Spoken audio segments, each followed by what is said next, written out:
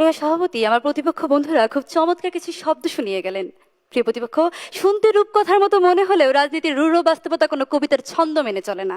প্রিয় প্রতিপক্ষ, তিনি বলেছেন নারীর অংশগ্রহণ আর সম্পূর্ণ অর্থেই কোনো অবজেকশন ছাড়াই স্বতঃস্ফূর্ত। প্রিয় প্রতিপক্ষ, আপনি যখন দেখেন কোনো দলের জন্য আইন করে দেয় 33% নারীর অংশগ্রহণ রাখতে হবে, তখন সেই দল মোটামুটি বাধ্য হয়েই নারীদের খুঁজে আনে শুধু কোটা ব্যবস্থা পূরণের জন্য, তাকে ক্ষমতায়ন করতে নয়। আর এই যে বাধ্য হয়ে নিয়ে আসা, একে স্বতঃস্ফূর্ত বলা আর খাঁচার পাখিকে মুক্ত বলা কি একই কথা নয়? প্রতিপক্ষ, প্রশ্ন রয়ে গেল।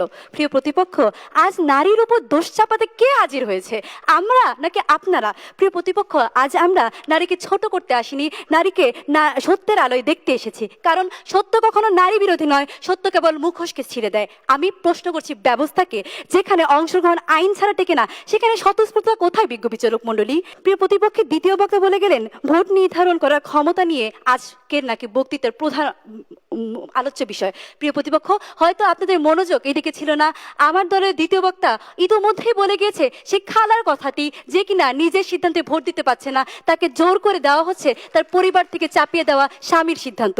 প্রতিপক্ষের দ্বিতীয় বক্তা আরও উল্লেখ করে গেলেন জুলাই অভ্যুত্থানে প্রথম সারিতে নারী থাকা, তারা নারীদের অংশগ্রহণই নাকি রাজনীতিকে একটি বড় অংশগ্রহণ। প্রিয় প্রতিপক্ষ, আমাদের প্রশ্ন তো ঠিক এখানে, সেই মিছিলের সামনে থাকা নারীগুলো আজ কোথায় কোথায় হারিয়ে গেল? সে জুলাই অভ্যুত্থানের পরে তারা কি রাজনীতির আর পরবর্তী বড় নেতা হতে পারে না, নাকি নারীর জন্য তাদেরকে দামিয়ে রাখা হচ্ছে? সেই তাসনিম যারা উদাহরণ যে আপনারা দিয়ে গেলেন প্রতিপক্ষ, আমার দলের বক্তারাও তো বলে গিয়েছে সেই তাসনিম যারা ভোটে দাঁড়িয়েছিলেন ঠিকই, কিন্তু সমাজ তাকে মানতে পারেনি, কারণ তার এই ব্যাকগ্রাউন্ডে কোনো পারিবারিক স্বতন্ত্র কোনো ভূমিকা ছিল না। তাই তো প্রতিপক্ষ, তাসনিম যারাকে আজ আমরা রাজনীতির নেত্রী হিসেবে দেখতে পাচ্ছি না।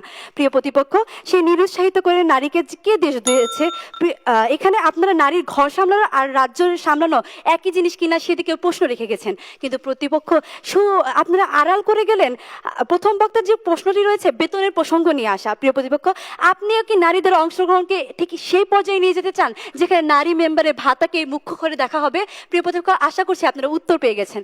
আমার দলের দ্বিতীয় বক্তা প্রশ্ন রেখে গিয়েছেন যে আপনারা স্বতঃস্ফূর্ত স্বাচ্ছন্দ্য বলে মনে করেন কিনা নারী মেম্বারের অংশগ্রহণকে, যার উত্তর আমি এখনো পাইনি। প্রিয় প্রতিপক্ষ, আমি বলে গেলাম সংরক্ষিত আসন তুলে নেওয়া হলেও কি নারীর অংশগ্রহণে স্বতঃস্ফূর্ত থাকবে, তার উত্তরও প্রতিপক্ষ বন্ধু দিতে পারেনি। তাদের এই মৌনতাই প্রমাণ করে দিচ্ছে যে তারা সম্মত আমাদের বিষয়ে, শুধু তর্কের খাতিরে তর্ক করতে করতে তারা বিষয়টি স্বীকার করতে পারছে না, কারণ সত্যকে স্বীকার করার ক্ষমতা সবার থাকে না প্রতিপক্ষ।